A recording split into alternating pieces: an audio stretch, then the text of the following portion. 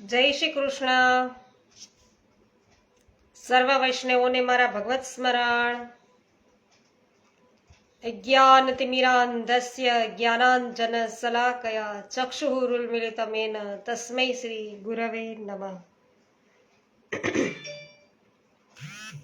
શ્રી ગોવર્ધન નાથ કી જય. શ્યામ સુંદર શ્રી અમુને મહારાણી કી જય. શ્રી વલ્લભાધીશ કી જય. શ્રી ગુસાઈજી પરમ દયાલ કી જય.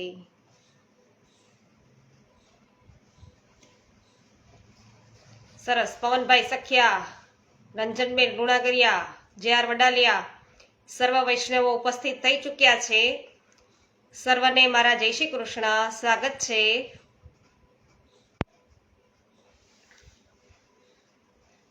કરશનભાઈ ભુવા, ગીતાબેન ભુવા, જય શ્રી કૃષ્ણ. સ્વાગત છે યમનાષ્ટકના રસપાનમાં. તો યમનાષ્ટકનું રસપાન છે, આપણે એમની વિવૃત્તિ દ્વારા કરી રહ્યા છીએ.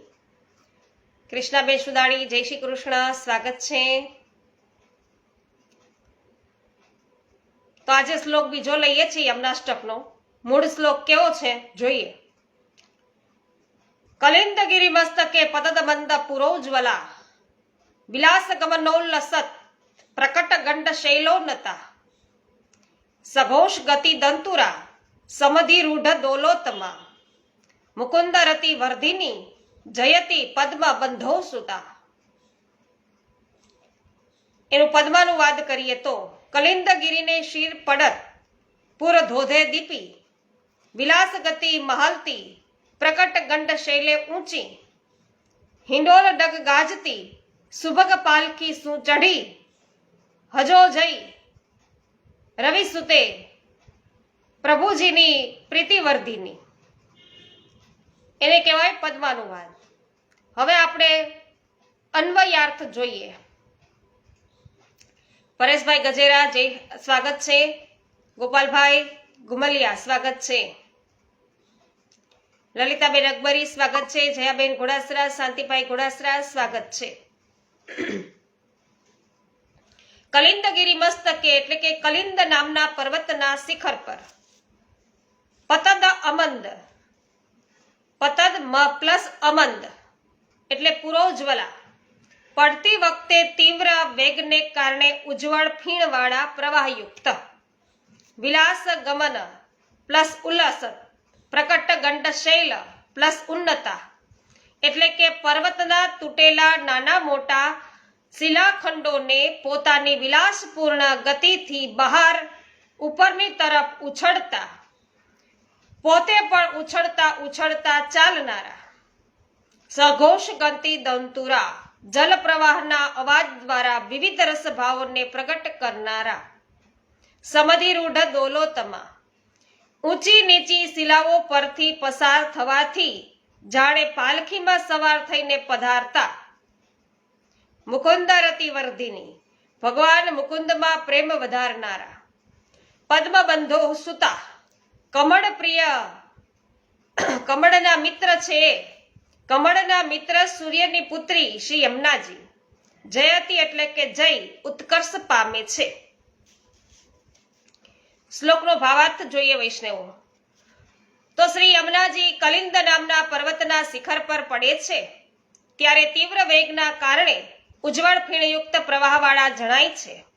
તેઓ પર્વત પરથી નીચે પધારે છે ત્યારે પોતાના વેગને કારણે પર્વતના તૂટેલા નાના મોટા શિલાખંડોને પોતાની વિલાસપૂર્ણ ગતિથી ઉછળતા ચાલે છે અને પોતે પણ ઉન્નત થઈને ચાલે છે. તે સમયે પોતાના જલ પ્રવાહના ધ્વનિ દ્વારા વિવિધ રસભાવોને પ્રગટ કરે છે. ઊંચા નીચા શિલાખંડો પરથી આગળ વધતા જાણે ઉત્તમ પાલખીમાં બિરાજમાન થયા હોય એમ જણાય છે. આવા સૂર્યના પુત્રી શ્રી યમુનાજી મુકુંદ ભગવાનમાં પ્રેમ વધારનારા છે. તેમનો સદાય જય ઉત્કર્ષ થાય છે. હવે આપણે વિવૃત્તિ અને વિવરણ છે એ જોઈએ. રંજનબેન સ્વાગત છે. કુસુમબેન શર્મા, સ્વાગત છે આપનું. ગિરીશભાઈ અંટાળા, આપનું પણ સ્વાગત છે. તો સ્નેહના સ્મરણોમાં ખોવાઈ જવાનો આનંદ છે એ અવર્ણનીય છે. એટલે કે આપણે કોઈના સ્નેહમાં હોઈએ, કોઈ સાથે આપણો સ્નેહ હોય અને એના સંસ્મરણો છે એમાં આપણે જો ખોવાઈ જઈએ તો એનો આનંદ છે એ અવર્ણનીય છે. પોતાની સન્મુખ શ્રી ઠકુરાણી ઘાટે ઉભય સ્વરૂપે બિરાજતા શ્રી યમુનાજીને નિરખતા જાણે શ્રી યમુનાજી રસાત્મક ભાવ સમાધિમાં ડૂબી ગયા છે ને આપ અંતઃકરણ દ્વારા પ્રભુના નિત્ય લીલાધામની યાત્રાએ ઉપડી જાય છે.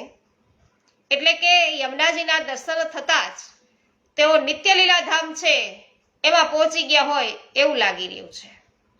તો પ્રભુના નિત્ય લીલાધામમાંથી પૃથ્વી પર પધારતા શ્રી યમુનાજીના આ સ્વરૂપોના પૃથ્વી પરના પ્રાગટ્યનો અંતઃકરણમાં અનુભવ છે એ શ્રી મહાપ્રભુજી કરી રહ્યા છે.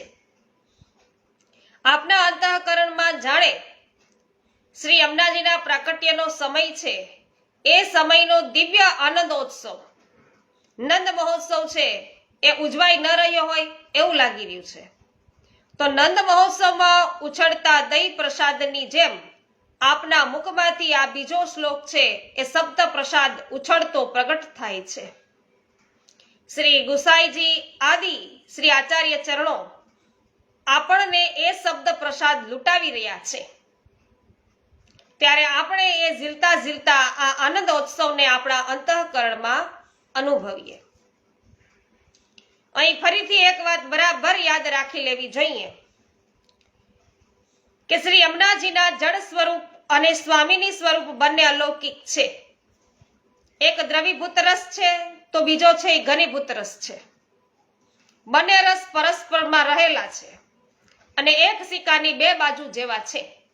જેમ આપણા ઘેર સેવામાં બિરાજતા ચિત્ર અથવા તો પ્રભુની મૂર્તિ એ સ્વરૂપની ભીતર સાક્ષાત ભગવત સ્વરૂપ બિરાજમાન છે, તેમ શ્રી યમુનાજીના જળ સ્વરૂપની ભીતર સાક્ષાત શ્રી સ્વામીજીનું સ્વરૂપ પણ બિરાજમાન છે. માટે આ વર્ણન નથી કોઈ લૌકિક ભૌતિક નદીનું કે નથી કેવળ જળ સ્વરૂપા શ્રી યમુનાજીનું, એ છે સ્વામીની સ્વરૂપા શ્રી યમુનાજીનું પણ. પાવતીબેન, કાંતાબેન અને વિનોદભાઈ, આપ સર્વ વૈષ્ણવોનું સ્વાગત છે. હંસાબેન સ્વાગત છે.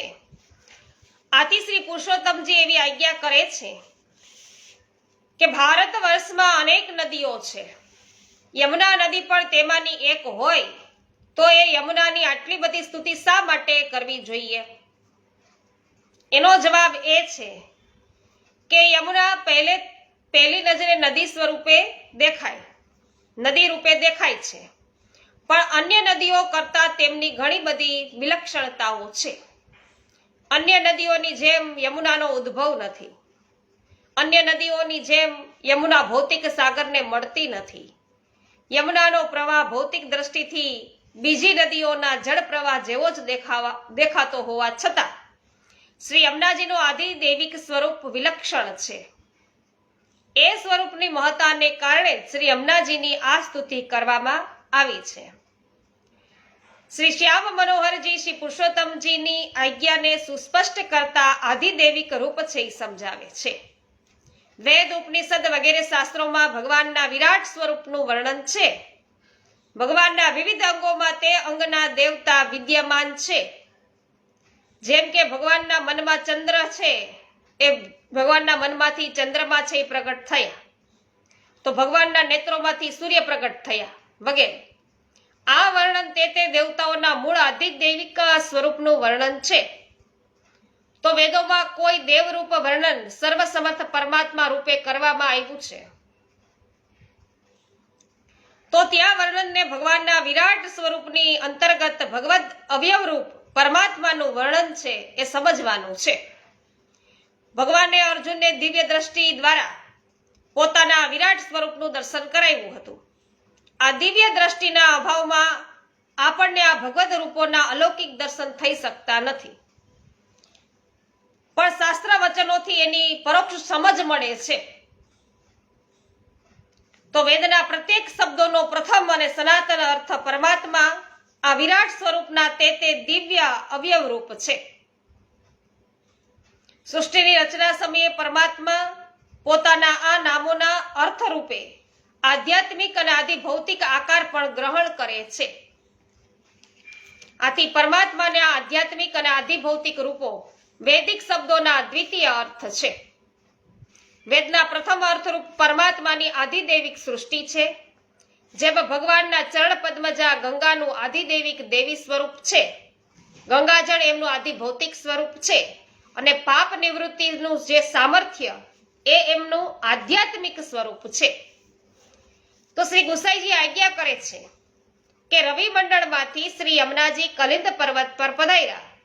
શ્રી પુરુષોત્તમજી અને શ્રી શ્યામ મનોહરજી એવું સમજાવે છે કે આ રવિ મંડળ આકાશમાં આપણને દેખાતું ભૌતિક રવિ મંડળ નથી.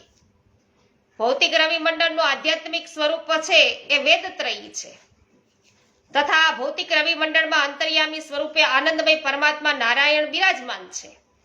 આ નારાયણ સ્વરૂપ સૂર્યલોકના આધિદેવની એ આધિદેવ છે, સૂર્યલોકના એનાથી ભિન્ન છે. તે સ્વયં પરમાત્માનું જ એક વિશિષ્ટ સ્વરૂપ છે. આ વાત છે એ મહાનારાયણ ઉપનિષદની અંદર છે અને પદ્મ પુરાણમાં પણ છે અને સુંદર રીતે સમજાવી છે.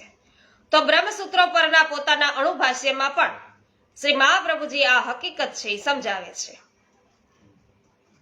પ્રિન્સભાઈ, પમીબેન, શામજીભાઈ, નકુમ, આપ સર્વ વૈષ્ણવોનું સ્વાગત છે. બિપિનભાઈ ડોબરિયા સ્વાગત છે. મીનાબેન પંચાલ સ્વાગત છે આપનું.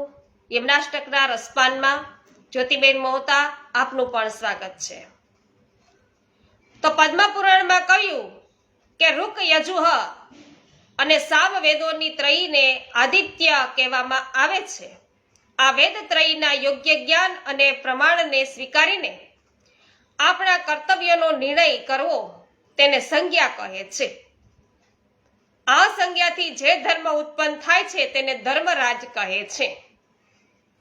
તો આ સર્વદેવ રૂપી આધિદૈવિક રવિ મંડળમાં બિરાજમાન નારાયણ ભગવાનના સ્વરૂપમાંથી તેમના અવયવ રૂપે પ્રગટ થયા છે.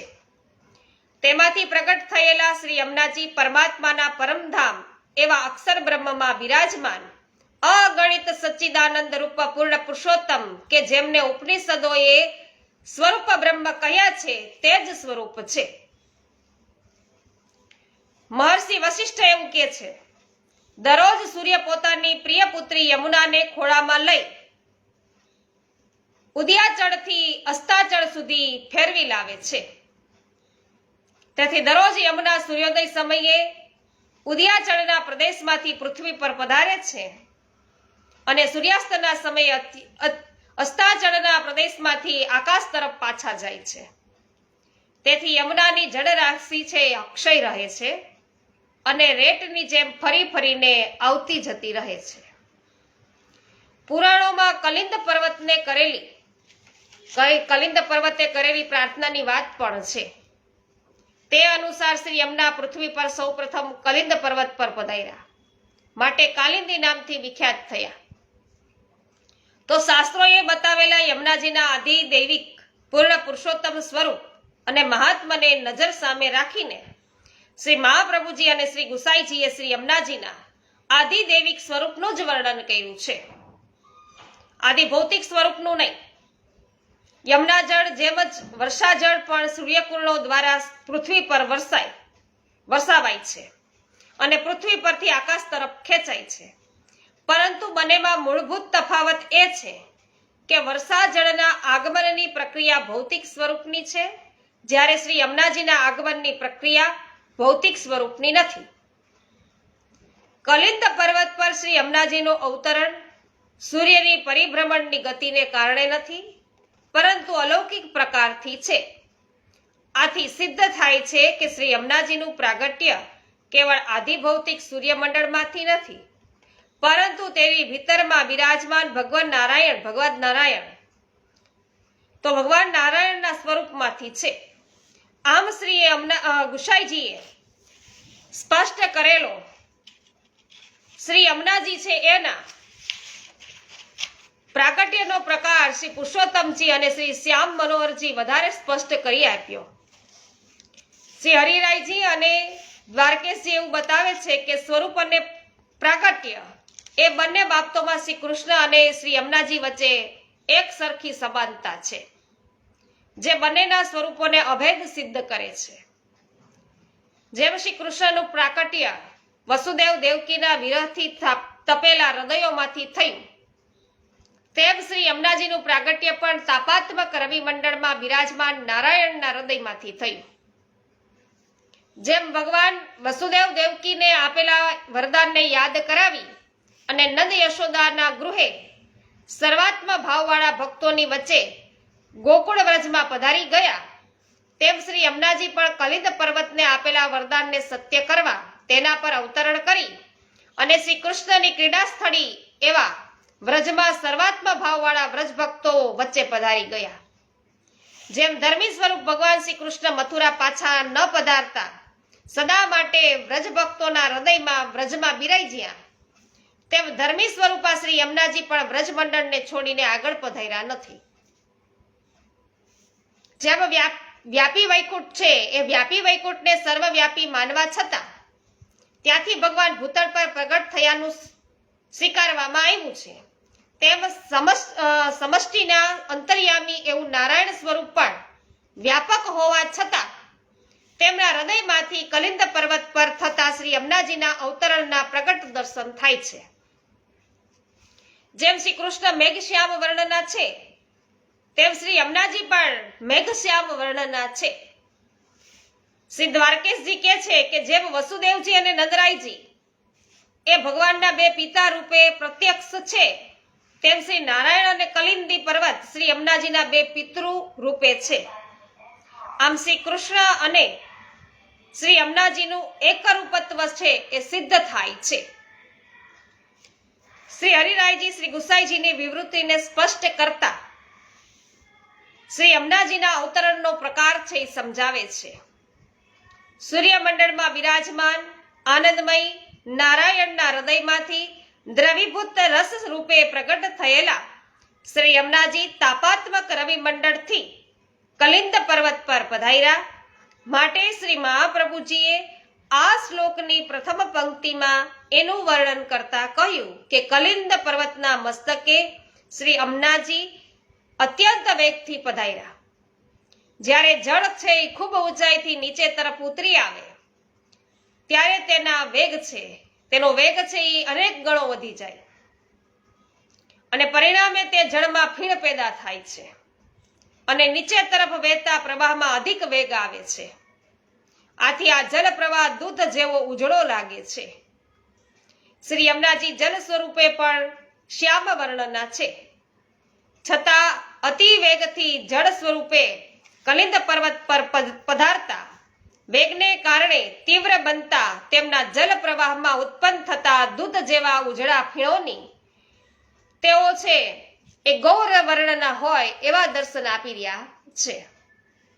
તો આવા દર્શન કરીને શ્રી મહાપ્રભુજીએ આપણને એમના અવતરણ સમયના સ્વરૂપનું છે એ જ્ઞાન આ પ્રથમ પંક્તિમાં કરાયું છે કે શ્રી યમુનાજી કલિંદ પર્વત પર વેગથી પધારતા તેમનું જળ છે ઉજ્જવળ પ્રવાહ છે એવું ઉજ્જવળ પ્રવાહ રૂપ લાગી રહ્યું છે. કોરાટ મગનભાઈ, હેમાબેન ગુજરાતી, અભાંગી નેવિલભાઈ, વિજયભાઈ માથુકિયા, ઉષાબેન મોદી અને વિનોદભાઈ જય હો, સર્વ વૈષ્ણવોનું સ્વાગત છે.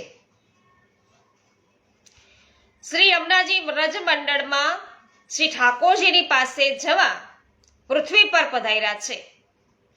પતિને મળવા તત્પર બનેલી કન્યા પિતૃગૃહેથી પ્રસ્થાન કરતી વખતે જેવી પ્રસન્ન ચિત્તવાળી હોય એવા શ્રી યમુનાજી પણ પ્રસન્ન મનવાળા છે, એમ આ વર્ણનથી આપણને સમજાય છે.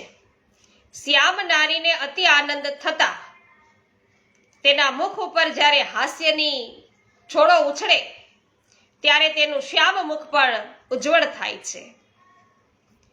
એમ પ્રભુને પામવા માટે હરખ ઘેલા બનેલા શ્રી યમુનાજી છે એ અતિ વેગથી કલિંદ પર્વત પર પધારે છે ત્યારે હર્ષ ઘેલું એમનું મુખ હાસ્યથી શુભ્ર ઉજ્જવળ જણાય છે. આમાં પ્રથમ પંક્તિમાં શ્રી યમુનાજીના ઉભય ઉજ્જવળ સ્વરૂપનું શ્રી મહાપ્રભુજીએ છે એ નિરૂપણ કર્યું. તો હવે સરખાવો. ગિરી કલિંદ પર જલજુ પરે, તાતે ઉઠત પ્રવાહ ફેન में उज्ज्वलता जू भरे, सहज स्वरूप प्राण प्यारी को उज्ज्वल क्यों जू करे, हरिदास शोभा पिय कारण सहज श्रृंगार धरे. આ હરિદાસજી કહી રહ્યા છે. તો હવે શ્રી મહાપ્રભુજી છે એ શ્લોકની બીજી પંક્તિમાં શ્રી યમુનાજીની પર્વત પરથી પૃથ્વી તરફ થતી ગતિનું વર્ણન છે એ કરી રહ્યા છે. રમેશભાઈ ચાંગાની સ્વાગત છે આપનું. હેમાબેન ગુજરાતી, જય હો. સામાન્ય રીતે કવિઓ છે એ પ્રસન્ન ચિત્તે સ્ત્રીઓની રમણીય ગતિને ગજગતિ કે હંસ ગતિ સાથે સરખાવે છે. શ્રી યમુનાજીની ગતિને શ્રી મહાપ્રભુજી વિલાસ ગતિ કહે છે. જેમ અભિસારિકા વિલાસપૂર્ણ આલસ્યયુક્ત ગતિથી આગળ વધે ત્યારે તેની એ રમણીય ગતિના કારણે એનું સમગ્ર અંગ છે એ હિંડોળાની જેમ મસ્તીથી ઝૂલતું હોય છે. તેમ શ્રી યમુનાજી કલિંદ પર્વતની આસપાસના પ્રદેશોમાંથી ઊંચી નીચી શિલાઓ છે એ શિલાઓ ઉપર ચઢતા ઉતરતા ઝડપી અને છતાં વિલાસપૂર્ણ એવી ગતિથી સપાટ પૃથ્વી તરફ આગળ વધી રહ્યા છે, આગળ વધે છે. ત્યારે આ ગતિમાં પ્રિયતમને મળવાનો ઉત્સાહ અને ઉમંગ છે એ વ્યક્ત થાય છે. દોર કર સોર કર જાય પિયાસો કહે અતિ આતુર મનજુ હરખે. તો તેમની આવી ગતિને કારણે પર્વતના કેટલાક નાના મોટા શિલાખંડો તૂટે છે. શ્રી યમુનાજી પોતાના જળ પ્રવાહના વેગમાં તેમને ઉપરની બાજુ ઉછળતા આગળ વધે છે. ત્યારે શ્રી મહાપ્રભુજીને એવા દર્શન છે થઈ રહ્યા છે કે સ્વયં શ્રી યમુનાજી પણ શિલાખંડોની સાથે ઉછળતા કૂદતા પધારી રહ્યા છે. આમ વહેતા શ્રી યમુના જળની આગવી શોભાના શ્રી મહાપ્રભુજી દર્શન કરી રહ્યા છે અને આપણને પણ કરાવી રહ્યા છે. કુસુમબેન વડાલિયા સ્વાગત છે. નૂતનબેન જાવિયા સ્વાગત છે આપનું. સુરેશભાઈ મુગલપરા સ્વાગત છે. કે સાંગાની આપનું પણ સ્વાગત છે. તો અહીં હૃદયમાં એવો ભાવ જાગે છે કે પ્રિયતમને પામવા દોડતી અલ્લડ કિશોરી પ્રિયતમના સ્મરણોની મસ્તીમાં પોતાના હાથમાં નાના મોટા ફૂલના દડા ઉછાળતી જાય છે અને તે દ્વારા પોતાના હૃદયના રસભાવોને જાણે અનાયાસ રીતે પ્રગટ કરે છે. હું પણ આમાં મારા પ્રિયતમ પ્રભુને મસ્તીથી ઉછળતા કૂદતા રાખીને તેમને રસાનુભાવ કરાવીશ અને હું પણ કરીશ. શ્રી યમુનાજી છે એ હસ્તમાં અને હૃદયમાં આવો ભાવ ધારણ કરી પર્વતીય પ્રદેશમાંથી લટક મટક ગતિએ ભૂમિ તરફ છે પધારી રહ્યા છે. આવી શ્રી મહાપ્રભુજીએ બીજી પંક્તિમાં કહ્યું કે વિલાસ ગમનો લસત પ્રગટ ગંડ સેલો નતા. તો હવે પાછા હરિદાસજી કહી રહ્યા છે એની સાથે આપણે સરખાવીએ. શ્રી યમુનાજી પિય કે પાસ ચલી યહ વિલાસગીરી ચઢી પુની ઉતરત, યહ ગતિ અતિ જુ ભલી, ઉછલત હે પ્રવાહ બેગતે ઊંચે યહ જુ અલી, હરિદાસ શોભા નિત નિરખત આતુર ઉમંગ રલી.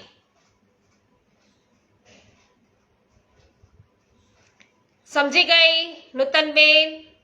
પણ મને તો તમે યાદ આવો એટલે યાદ કર્યા કે ક્યારેક તમે આવો, ક્યારેક હમણાં નથી દેખાતા. મને એવું હતું કે ખેતીવાડીનો સમય છે અત્યારે, એટલા માટે કદાચ ન પણ પધારતા હોય.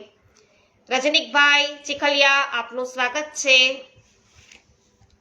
તો શ્રી યમુનાજી અધિક ઊંચાઈને પૂરા વેગ સાથે નીચે પધારે છે.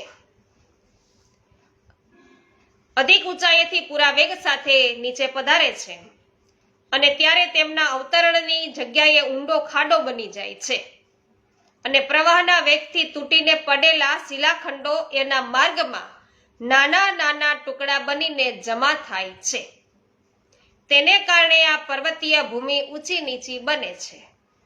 આવી વિષમ ભૂમિ પરથી શ્રી યમુનાજી પધારે છે ત્યારે તેમના જલ પ્રવાહમાં કલકલ કરતો નિદાદ જાગે છે અને તે જાણે પ્રિયતમને મળવા જતી પ્રણય સુંદરી પોતાના પ્રેમ ભાવોને વાણીમાં વ્યક્ત કરતા કોઈ મધુર ગીત ગાઈ રહી હોય એવું લાગે છે. કલિંદ પર્વત પર જે વેગથી પધાર્યા હતા તે જ વેગથી આવી વિષય ભૂમિ ત્યાં સુધી પધારવાના કારણે શ્રી યમુનાજીની ગતિ છે એ સઘોષ બની છે. અને શબ્દકોશમાં દંતુર એ શબ્દનો એક અર્થ છે ઉન્નત, અને અહીં સઘોષ ગતિ દંતુરા પદાવલીમાં દંતુર શબ્દનો ઉન્નત અર્થ જો લઈશું તો પ્રકટ ગંડ શૈલોનતા એ પદનો ભાવ છે એ બેવડાઈ જશે. એટલે તેમાં અર્થબોધની કોઈ રસાત્મક ચમત્કૃતિ છે એ પ્રકટશે નહીં. આવું સમજીને શ્રી પુરુષોત્તમજી અહીં દંતુર શબ્દનો અર્થ વિવિધ રસોને પ્રગટ કરવા એવો કરે છે. અને દંતક્ષક્તથી રસશાસ્ત્રની રીતે શરીરમાં સાત્વિક વિકાર રૂપ રોમાંચ છે એ પ્રગટે છે. ત્યારે રોમાવલીઓ છે એ પુલકિત થતા શરીરનો તે ભાગ થોડો ઉપસેલો જણાય છે. આમ થતા દંતુરનો ઉન્નત અર્થ તેને લાગુ પડે છે. આથી શ્રી મહાપ્રભુજી કહી રહ્યા છે કે ગતિ સાથે કલકલ નિનાદ કરતા પધારતા શ્રી યમુનાજીમાં વિવિધ રસભાવો પ્રગટી રહ્યા છે. આમ શ્રી યમુનાજી પધારે છે ત્યારે તેમનો નિનાદ નુપુર જાકરની યાદ અપાવે છે. અને તેથી શ્રી મહાપ્રભુજીએ કહ્યું કે સઘોષ ગતિ દંતુરા, તો નિનાદ નુપુર ઝંકાર છે એની યાદ અપાવે એટલા માટે કહી રહ્યા છે કે સઘોષ ગતિ દંતુરા. તો સઘોષ ગતિ દંતુરા પદાવલીનો એક બીજો અર્થ પણ ટીકાકાર મહાનુભાવોએ બતાવ્યો છે. શ્રી હરિરાયજી અને શ્રી દ્વારકેશજી કહે છે કે ઘોષ શબ્દનો અર્થ જેમ શબ્દ છે તેમ બીજો અર્થ આહીરોનો નેશ અર્થાત વ્રજ છે. એમ ઘોષમાં રહેનારા ગોપ ગોપીઓ સઘોષ કહેવાય.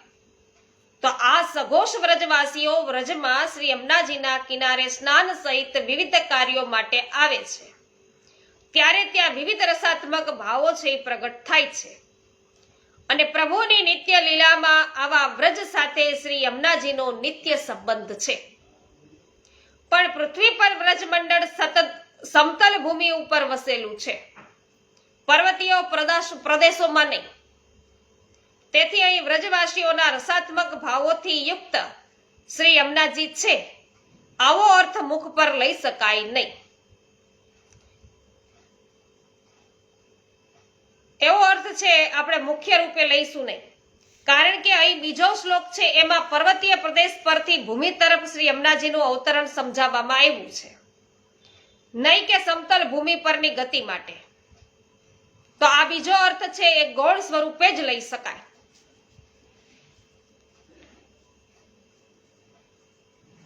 જય હો નૂતનબેન, મનીષભાઈ શાહ સ્વાગત છે. પ્રવીણભાઈ સાવલિયા જય હો. ગોપાલભાઈ જય હો. તો હરિદાસજી છે એમની આપણે પંક્તિઓ સરખાવીએ. ચલત ન્યારી નવલ यमुने गाय ब्रज भक्त के भाव को देखी के भाव सहित तहा करत गवने आई ब्रज भूप पिय भाव उपजा वही जलस्थल सिद्ध दौ करत रवने निरख शोभा हरिदास निस्दिर यह मन कर्म बचन करी शिष नमावे. નવને કે છે એટલે કે નમાવું. તો આમ શ્રી મહાપ્રભુજી આ શ્લોકની ત્રીજી પંક્તિમાં પૂર્વાર્ધમાં સઘોષ ગતિ દંતુરા પદાવલીથી શ્રી યમુનાજીના નુપુર ઝંકાર સાથે રસાત્મક ગીત ગાતા પ્રણય ગેલી સ્વામિનીના સ્વરૂપને સમજાવી અને તેના ઉત્તરાર્ધની પદાવલી રજૂ કરી છે. સમધિ રૂઢ દોલોતમાં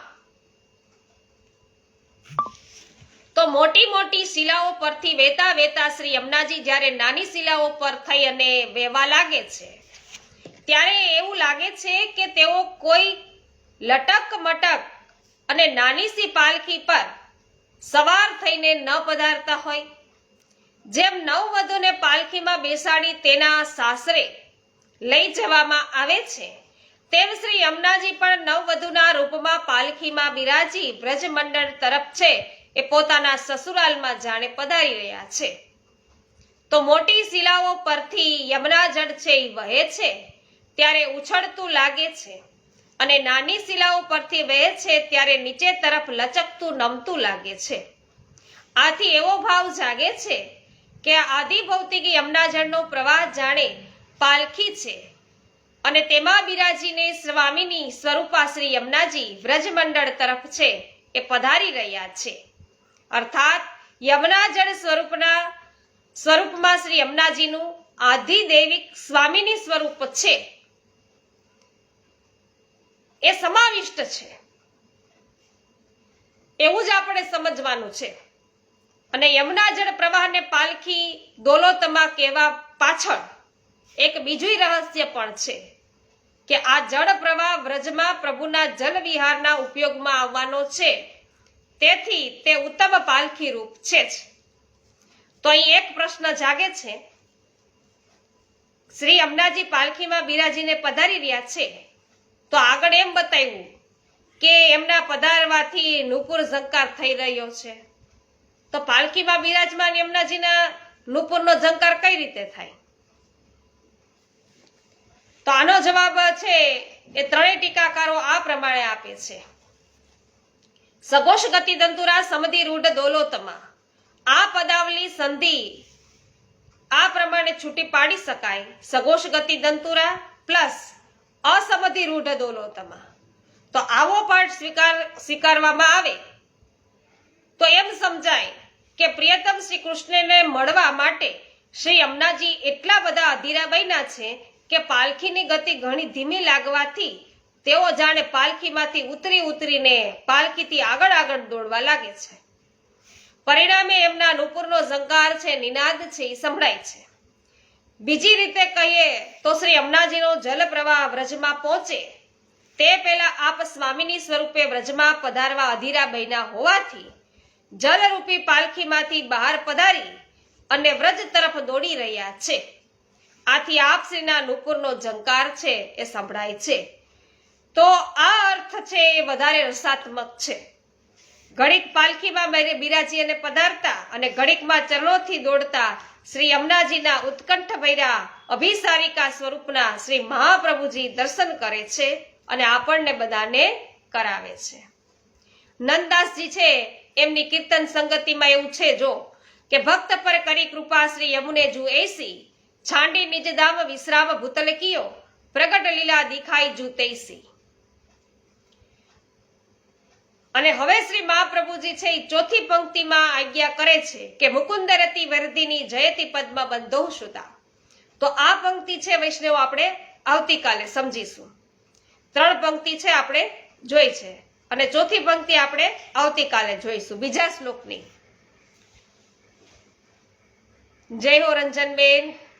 હા, હવે મને સારું છે. નૂતનબેન, અમરીશભાઈ છત્રાલા, સ્વાગત છે આપનું. શ્યામ સુંદર શ્રી યમુને મહારાણી કી જય, શ્રી વલ્લભાધીશ કી જય, શ્રી ગુસાઈજી પરમ દયાલ કી જય. સર્વ વૈષ્ણવોને મારા જય શ્રી કૃષ્ણ.